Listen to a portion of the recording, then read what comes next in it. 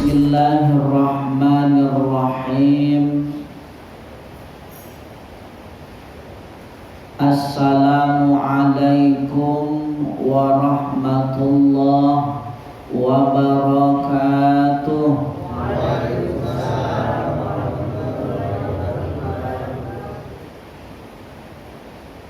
Alhamdulillahi rabbil alamin, alladzi khalaqas samawati wal ardh wa ikhtilafil laili wan nahari la ayatin li ulil albab.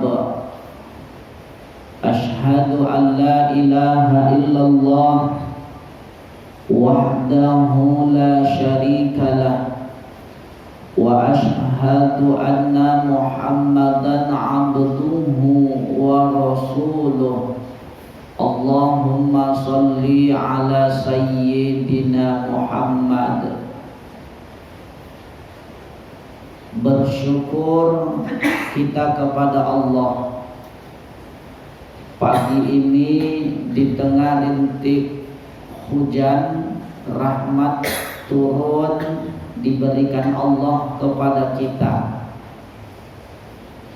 Allah masih memberikan kesempatan kepada kita untuk melangkahkan kaki kita masuk ke masjid yang kita muliakan ini, duduk bersama, berdiri bersama seraya melaksanakan ibadah fardu subuh secara berjamaah. Disambut lagi dengan siraman rohani yang insya Allah akan menyejukkan hati. Selawat berangkai salam kita sanjungkan ke haribaan roh Rasulullah sallallahu alaihi wasallam dengan ucapan Allahumma sholli ala sayyidina Muhammad. Insyaallah kita yang berhadir nantinya akan mendapatkan syafaat beliau kelak. Amin ya rabbal alamin.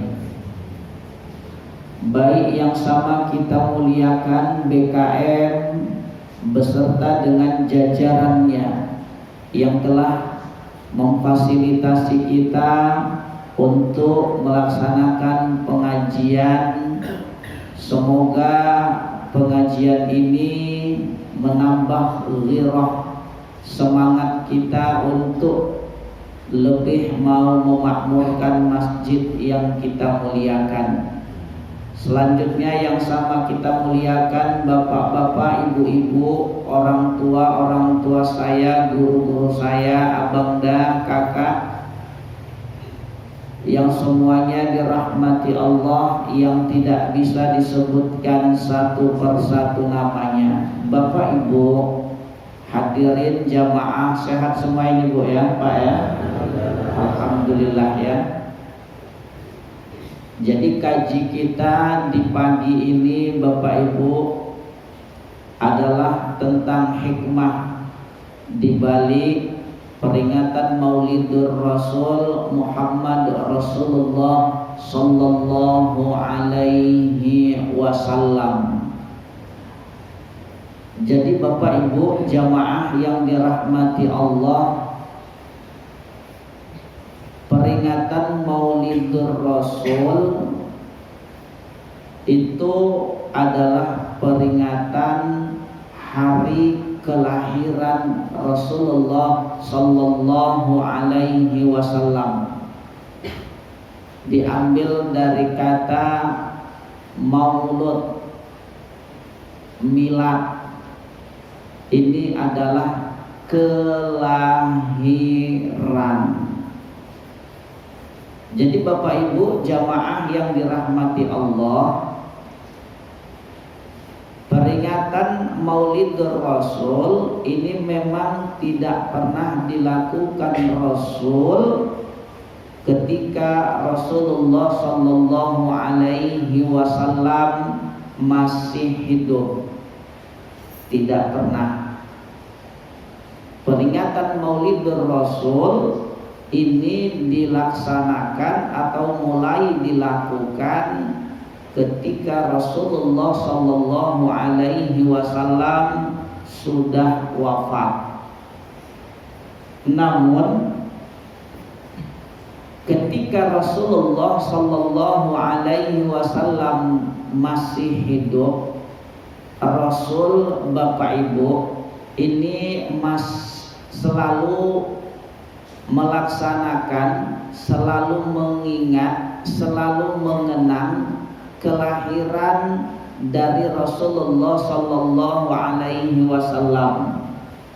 Karena Rasul Bapak Ibu dia lahir di hari Isnin, maka setiap hari Senin Rasul selalu melaksanakan yang namanya puasa. Salah satu dari hikmah puasa Senin itu adalah kelahiran Rasulullah Sallallahu Alaihi Wasallam. Nah, ini dia.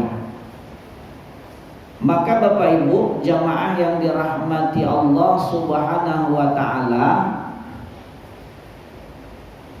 setelah Rasul wafat, dan ini dalam sejarah ini ketika masa sahabat juga belum dilakukan, hanya sebatas mengenang Rasul dengan berpuasa di hari kelahiran Rasulullah Sallallahu Alaihi Wasallam.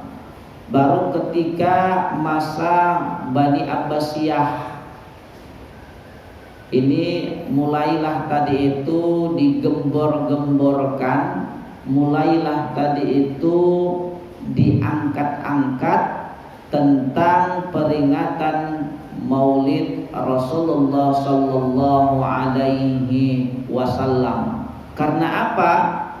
Karena pada waktu itu orang-orang beranggapan bahwasanya ketika Rasul masih ada, maka kita tidak pantas tadi itu mengenang Rasulullah Sallallahu Alaihi Wasallam, karena Rasul sendiri pun tidak melaksanakannya, karena beliau hanya memperingati hari kelahiran Rasul, mengingat hari kelahiran Rasul sebagai wujud rasa syukur kepada Allah Subhanahu wa Ta'ala hanya dengan berpuasa.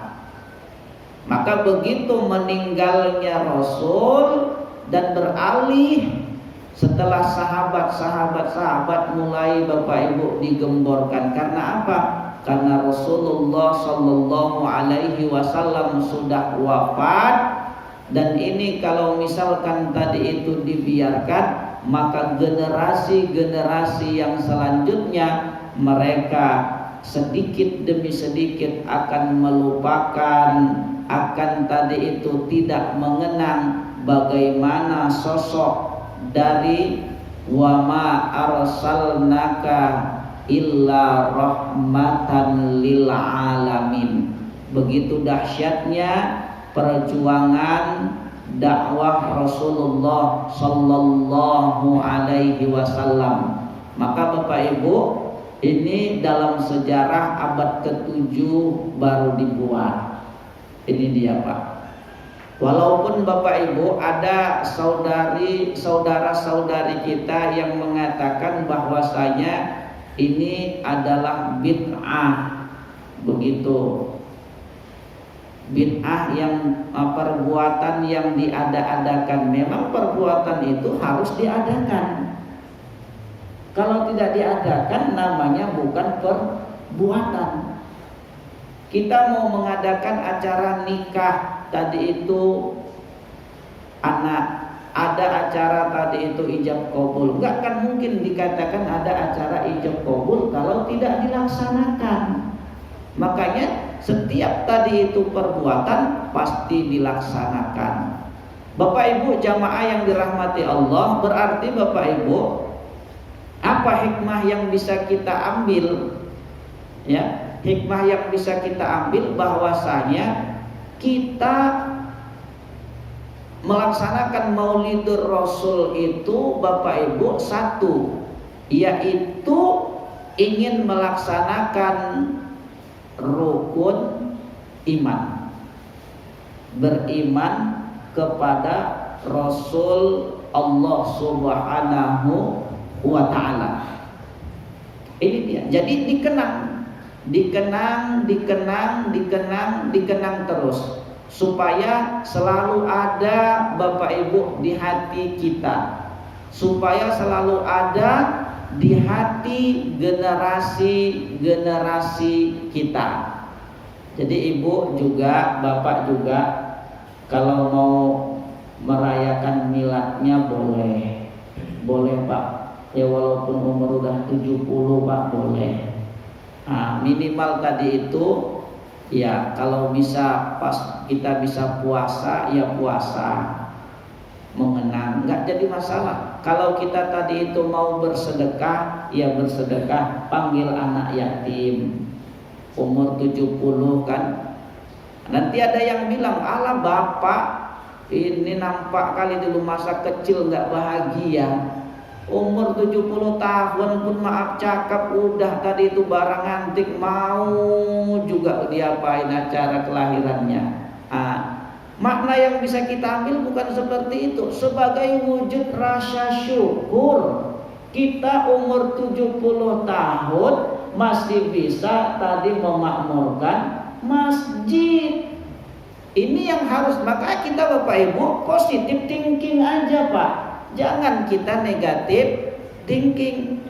Kalau kita berpikiran Bapak Ibu negatif semuanya, yang baik pun Pak negatif.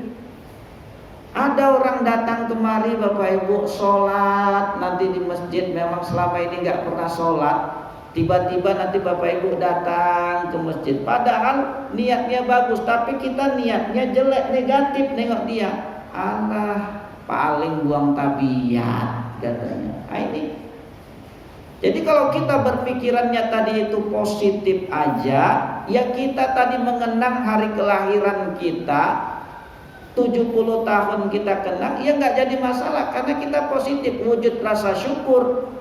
Umur 70 tahun kita masih sehat, umur 70 tahun kita masih bisa ke masjid, memakmurkan masjid bahkan 5 waktu full. Sementara ada orang yang umurnya tadi itu 40 tahun jalan pun udah sengkreng. Umur 40 tahun udah ada pantangan, umur 70 tahun belum ada pantangan, kan gitu. Izin awak Pak, usia berapa Pak? 65. Belum ada pantangan bukan Pak? Belum, itu berarti saya aja kalah sama Bapak. Bapak umur 65 belum ada pantangan, saya Pak umurnya 30-an udah ada pantangan Bu. Apa itu Ustaz? Pantang terletak habis Pak. Makanya Bapak Ibu jamaah yang dirahmati Allah, yang pertama hikmah di balik maulid tadi ini, kita mengamalkan, kita mengikuti akidah kita, yaitu beriman kepada Rasul-Rasul Allah. Ini yang pertama. Jadi nggak apa-apa Bapak Ibu kita melaksanakan milad kita. Sekarang cuman itu Pak nggak boleh pakai lilin. Kalau pakai lilin terus saya pun negatif thinking Pak. Kalau pakai lilin, kenapa Ustaz? Karena lilin itu maaf cakap tradisi jahiliyah, tradisi orang-orang kafir.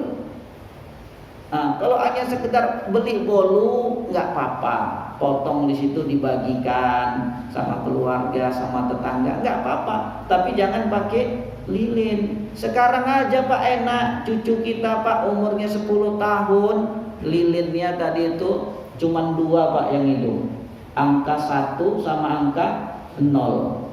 Kalau dulu Pak umur 10 tahun lilinnya 10 yang hidup. Suruh ngembus anak tadi, ya sempat usianya macam bapak kita ini 65 tahun, 65 lilin harus diembus. Belum lagi mati itu lilinnya, bapak awak udah sesak duluan ya kan.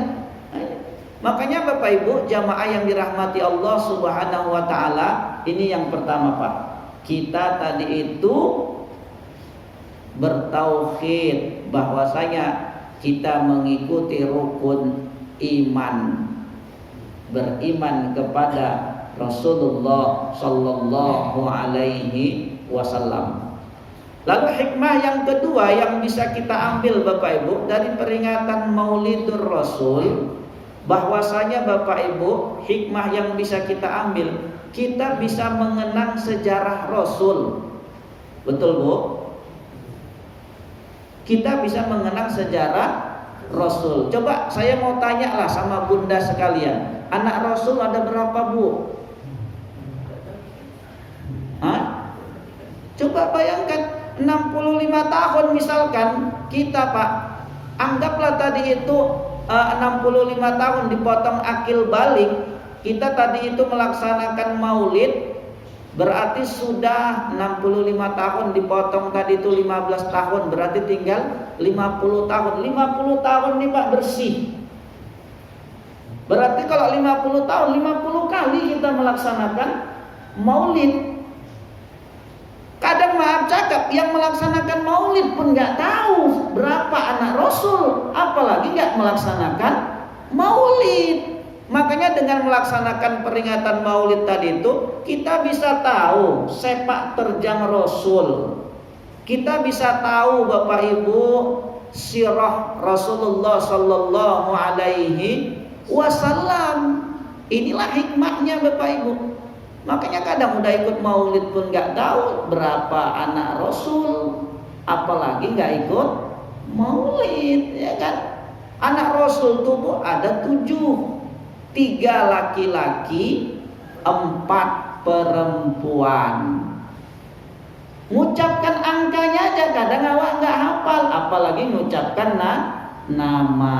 Nanti ada yang bilang Ustaz, udah tua Ustaz. Nah ini. Makanya Bapak Ibu inilah yang bisa kita ambil hikmahnya itu. Kita tahu sirah perjalanan kehidupan dari Rasulullah sallallahu alaihi wasallam.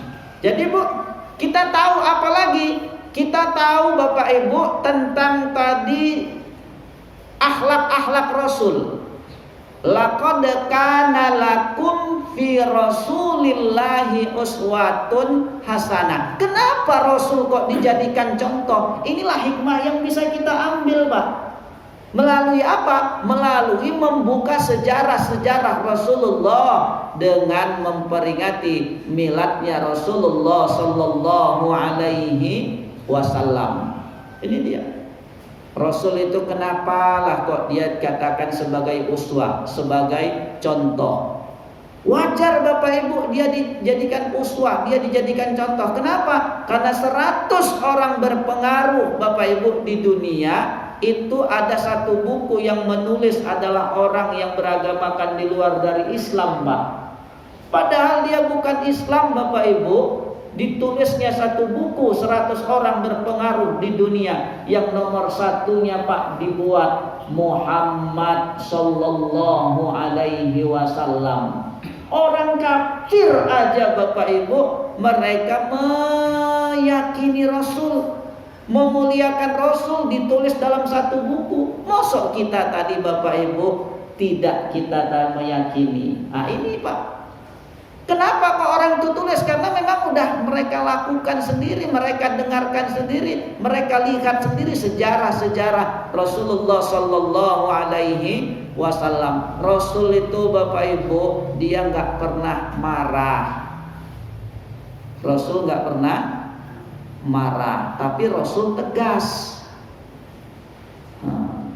Kalau suami ibu pernah marah nggak? Hah? Pernah ya kan, dia marah boleh tapi jangan kebangetan. Rasul Bu gak pernah marah. Suatu ketika Bu Rasul pulang dakwah jam 2-an malam ke atas Bu. Begitu dia pulang dakwah, ditengoknya tadi Bapak Ibu pintu tertutup, dia panggil, Assalamualaikum, Assalamualaikum, Assalamualaikum. Enggak juga tadi Bapak Ibu terbangun istrinya. Kan dalam Al-Quran jelas, udkhuluha bisalam, masuklah tadi itu dengan salam. Rasul bu, Pak, walaupun rumahnya sendiri Bapak Ibu, kalau udah nggak dipanggil dengan salam, nggak nyaut, nggak dibongkar rumahnya. Coba suami awak bu, ya kan, 3 kali tadi itu nggak dibuka pintu Pak, tendang, jebol. Ini bedanya Pak. Iya pasti tuh bu. Tapi Rasul rumahnya sendiri nggak kayak gitu bu. Begitu 3 kali Pak diucapnya salam, assalamualaikum. Itu memang Al-Quran yang menjelaskan, udkhuluha bisalam, masuklah kamu itu dengan salam. 3 kali nggak dibuka juga sama istrinya Bapak Ibu. Rasul bentangkan tadi sorbannya Bapak Ibu di bawah pintu. Tidur dia Bapak Ibu di situ. Bayangkan bu, kurasa kalau suami awak habis itu rumah, ya kan? Keliling lagi Pak mungkin. Di mana kamarnya kan? Pokok jendela, pokok, bangun. Tapi Rasul enggak bu. Ini bu yang mau kita ambil hikmahnya Pak. Contohnya dibentangkannya sorbannya, tidur dia di situ Pak. Begitu mau menjelang subuh, terbangun istrinya Bapak Ibu. Terbangun istri Rasul. Begitu terbangun baru teringat nggak ada Rasul di sampingnya. Ya Allah, aku belum bukakan pintu.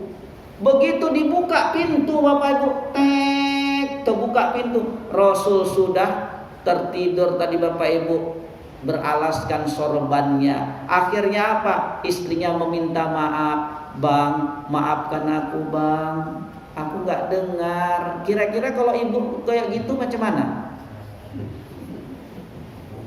Bu?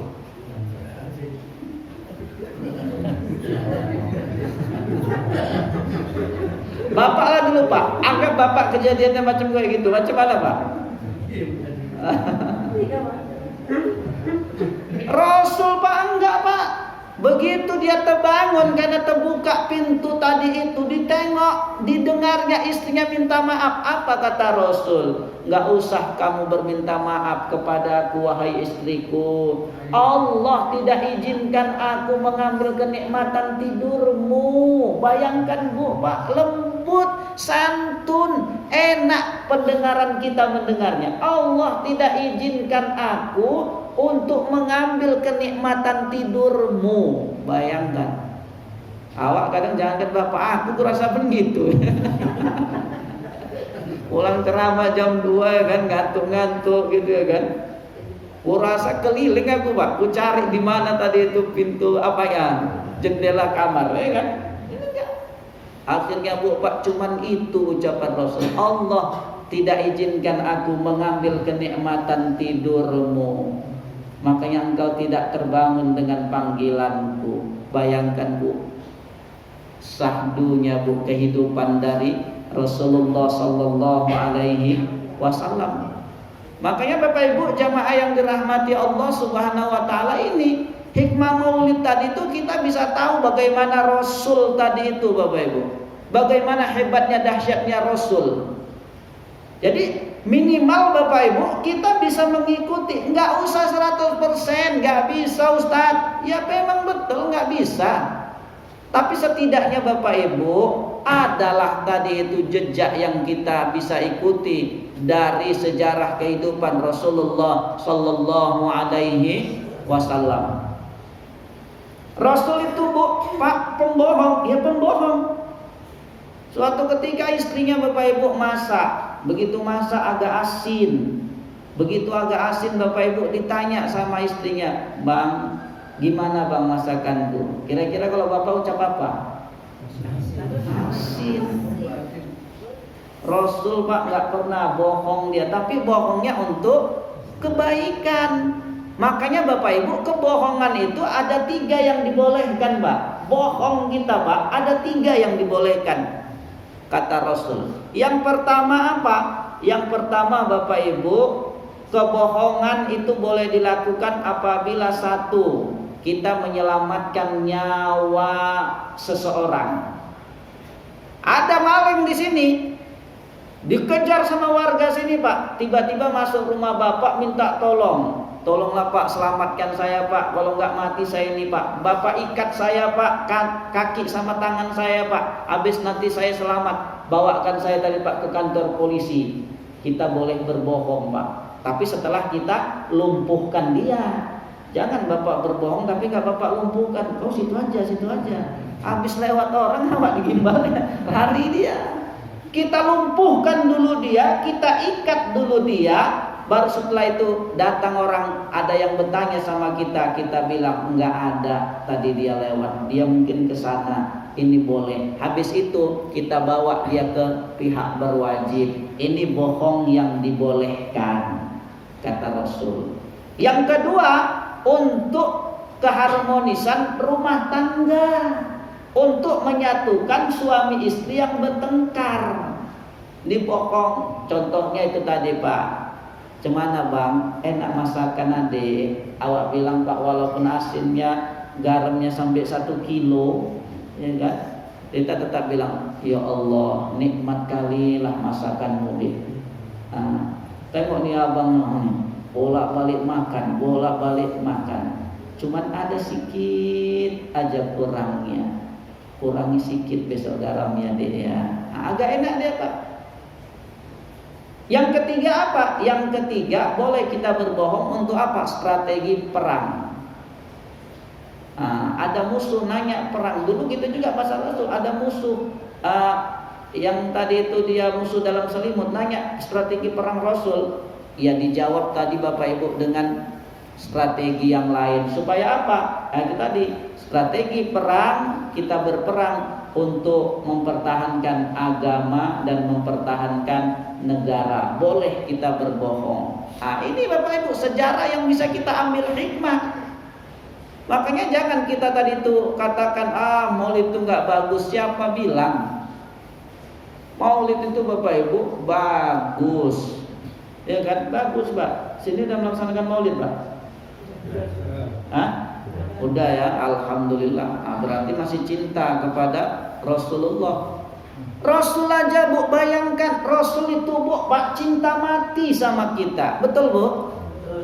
Ustadz tahu dari mana? Tengok Bu, ketika Rasul mau meninggal, apa yang diucapkannya? Ummati, ummati, ummati, umatku. Berarti Pak Rasul cinta mati. Wajar sepeninggal Rasul kita yang cinta mati Pak sama Rasul. Tapi takutnya awak Rasul cinta mati, awak bukan cinta mati Bapak Ibu. Jadi cinta apa? Rasul cinta mati, takutnya awak Bu cinta monyet. Hilang cintanya tinggal. Janganlah ibu dengan awak monyetnya. Awak pula ya kan.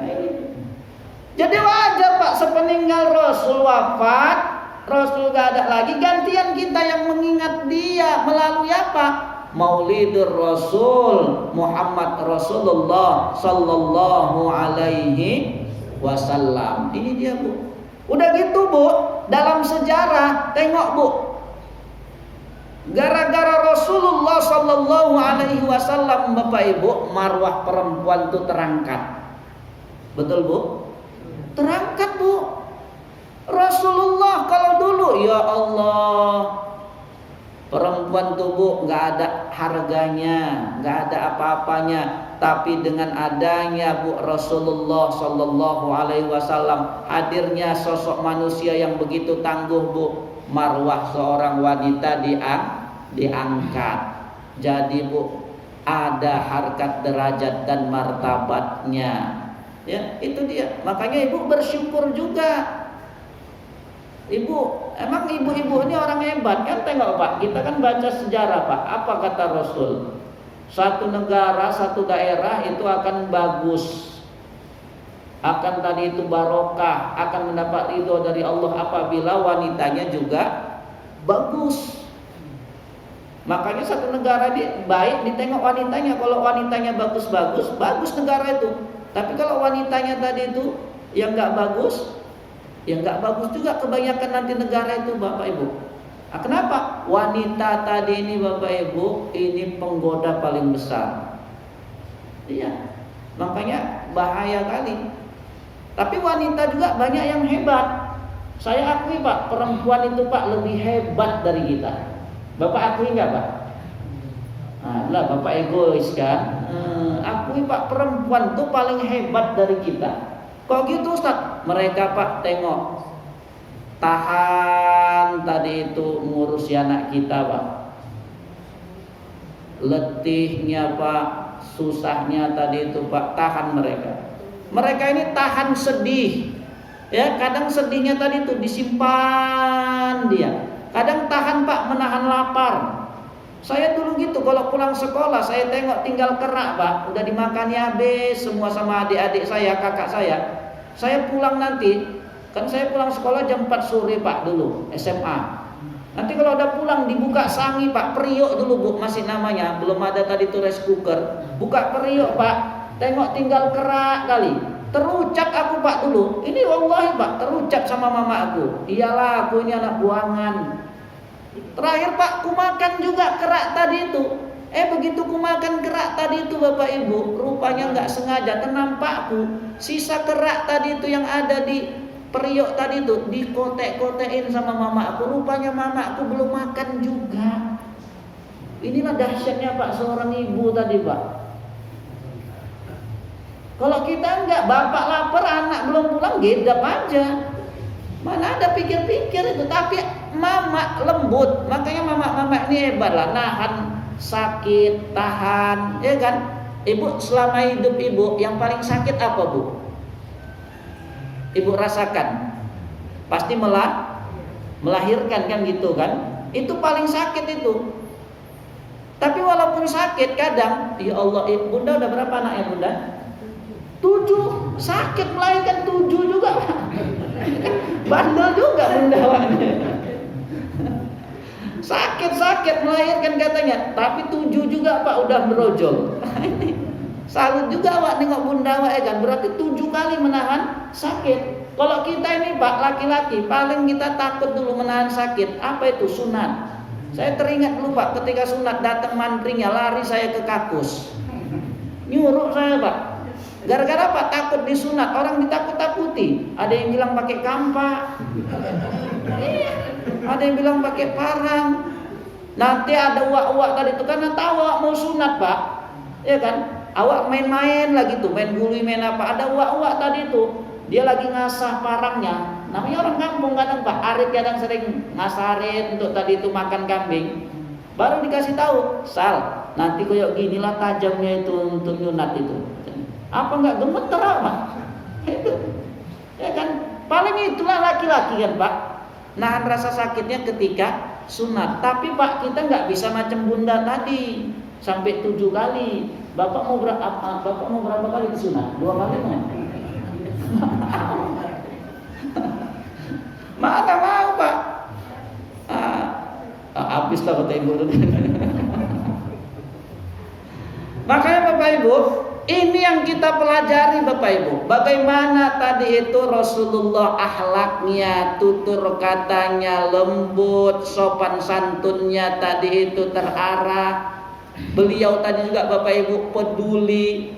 Sampai-sampai Bapak Ibu ketika dia lapar, dia tadi itu Pak ngikatkan tadi itu perutnya dengan batu. Bayangkan.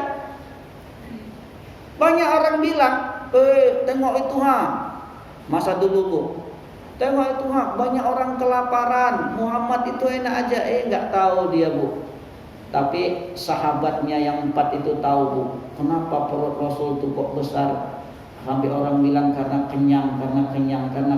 Tapi begitu Rasul tadi itu buka pakaian jubahnya Bapak Ibu, terlihatlah sama sahabat, rupanya bukan perutnya Pak yang besar, tapi batu diganjelnya di sini Pak, supaya menahan tadi itu Pak rasa lapar.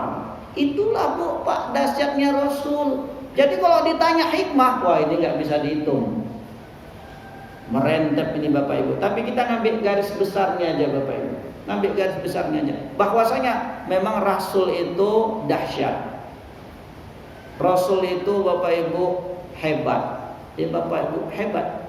Rasul itu Bapak Ibu tengok, apa hebatnya Rasul lagi Bapak Ibu?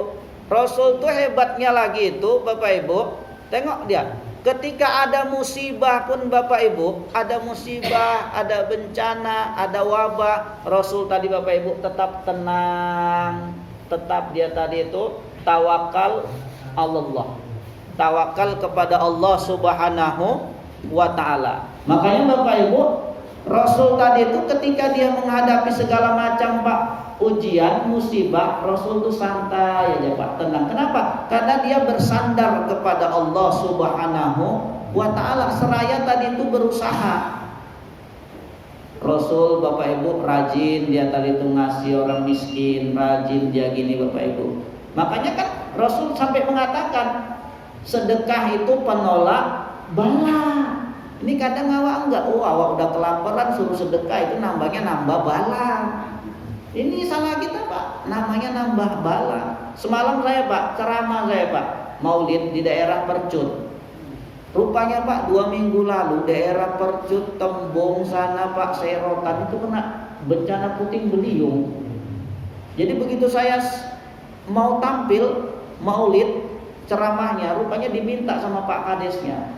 Pak Kades, Pak Ustadz, ya saya selaku Pak Kades minta izin lah Pak Ustadz. Apa itu Pak? Minta izin waktu sebelum saya tampil kurang lebih 5-10 menit. Kami mau mengadakan tadi itu apa Pak? Bantuan. Untuk apa saya bilang? Pertama nggak diucapkannya. Untuk Ustadz, warga saya ada yang kena puting beliung katanya, angin puting beliung. Berapa rumah Pak? Kurang lebih 20-an rumah Bapak Ibu habis, kap rumahnya terbang Pak. Sama satu sekolah kena, sekolah madrasah. Jadi saya bilang, bagus Pak, lanjutkan aja kalau bisa enggak hanya 10 menit, lebih dari itu pun enggak apa-apa. Yang penting banyak dapat biar supaya senang. Bisa kita tadi itu belikan seknya, bisa kita belikan tadi itu kayunya supaya dia tadi itu bisa untuk berteduh lagi. Rupanya dijawabnya lagi sama Pak Kades, Pak Ustadz, tapi dari 20-an rumah tadi Pak Ustadz, di tengah-tengah rumah mamak saya, tapi rumah mamak saya nggak kena katanya, padahal reot. Rupanya Ibu tahu, ada amalannya Bu, amalan dari mamaknya tadi itu yang udah tua Pak. Yang pertama rajin sedekah, maka Rasul selalu katakan sedekah itu penolak bala. Inilah yang diajarkan Rasul Pak, melalui apa? Sirah maulidnya. Rasul itu dermawan. Rasul itu Bapak Ibu, dia selalu mengasihi Pak. Nggak hanya sama orang Islam, tapi orang kafir pun dikasih. Inilah Bapak Ibu, rajin sedekah Rasul itu Bapak Ibu. Rajin dia, walaupun dia udah dijanjikan masuk surga, tapi amalannya itu tetap ada. Awak Pak belum dijanjikan masuk surga, sholat malam pun payah. Rasul udah janjikan sama Allah masuk surga, tapi Rasul setiap malam sholat sunnahnya sampai kakinya bengkak. Awak bukan kakinya yang bengkak, mata yang bengkak. Banyak tidur Pak. Inilah beda kita sama Rasul. Jadi kalau misalkan ngapa, Rasul tuh Bu, dia memang beda sama kita, tapi Rasul sama juga manusia biasa. Makanya Rasul itu Pak rajin dia bersedekah, memberikan contoh kepada umatnya. Walaupun dia dijanjikan udah masuk surga, ternyata Pak Bu, amalan dari Ibu tadi, ibunya Pak Kades yang nggak kena puting beliung, dia rajin bersedekah. Ini dia. Lalu ada amalan yang kedua, Ustaz nggak hanya bersedekah Ustaz katanya. Amalan yang kedua, rupanya ibu Pak Kades tadi Bapak Ibu, kenapa nggak kena angin puting beliung? Setiap malam dia rajin minum tolak angin Pak. Makanya nggak datang angin itu tadi. Jadi Bapak Ibu jamaah yang dirahmati Allah Subhanahu wa taala, ini Pak kalau dikaji tentang hikmah banyak, nggak habis Bapak Ibu. Tapi yang paling berisi itu adalah laqad kana lakum fi rasulillahi uswatun hasanah. Sungguh telah ada pada diri Rasulullah suri tauladan yang baik. Jadi hikmah yang paling besar Setelah tadi itu ketauhidan kita kepada Allah, kita disuruh mengikuti akhlaknya Rasulullah Sallallahu Alaihi Wasallam. Rasul Bu, dia tadi itu Pak merangkul, bukan memukul. Rasul Pak mengajak, bukan mengejek. Itulah Pak yang kadang berat sama kita. Ini Pak kadang yang berat sama kita. Makanya Bapak Ibu jamaah, melalui peringatan Maulid yang sering kita lakukan, banyak hikmah yang bisa kita ambil tadi. Mudah-mudahan hikmah-hikmah yang bisa kita ambil tadi Bapak Ibu, ini menjadi uswah juga buat kita, contoh buat kita. Untuk siapa contoh yang kita berikan tadi itu? Untuk anak garis keturunan kita, supaya keturunan-keturunan kita Bapak Ibu menjadi keturunan-keturunan yang berakhlakul karimah. Ini dia. Ini saja mungkin Bapak Ibu ya, setawar sedikit kajian kita di pagi ini. Mudah-mudahan menambah gairah kita, semangat kita untuk bisa belajar lagi tentang sejarah Rasulullah Sallallahu Alaihi Wasallam. Bapak Ibu ada yang mau ditanyakan Bu, Pak? Pas? Habis? Bapak-bapaknya pas juga Pak? Pas. Kalau pas mari kita tutup dengan doa. A'udzu billahi minasyaitonir rajim. Bismillahirrahmanirrahim. Alhamdulillahirabbil alamin. Wassalatu wassalamu ala asyrafil anbiya'i wal mursalin wa ala alihi wa ashabihi ajma'in. Allahumma ighfir lana dzunubana wa liwalidina warhamhum kama rabbawna shighara wa li jami'il muslimina wal muslimat wal mu'minina wal mu'minat al ahya'i minhum wal amwat innaka ala kulli syai'in qadir. Allahumma nawwir fi qulubina qulubil istiqamah wa nawwir a'malana wa nawwir aqlina wa nawwir fi baitina. Allahumma ja'al jam'ana hadza jam'an marhuma wa tafarruqana min ba'dihi tafarruqan ma'suma. La ilaha illa anta subhanaka inna kunna minadh dhalimin. Hasbunallahu wa ni'mal wakil, ni'mal maula wa ni'man nasir, wala haula wala quwwata illa billahil aliyyil azim. Rabbana dhalamna anfusana wa illam taghfir lana wa tarhamna lanakunanna minal khasirin. Rabbana atina fid dunya hasanah wa fil akhirati hasanah wa qina adzabannar. Walhamdulillahi rabbil alamin. Assalamualaikum warahmatullahi wabarakatuh.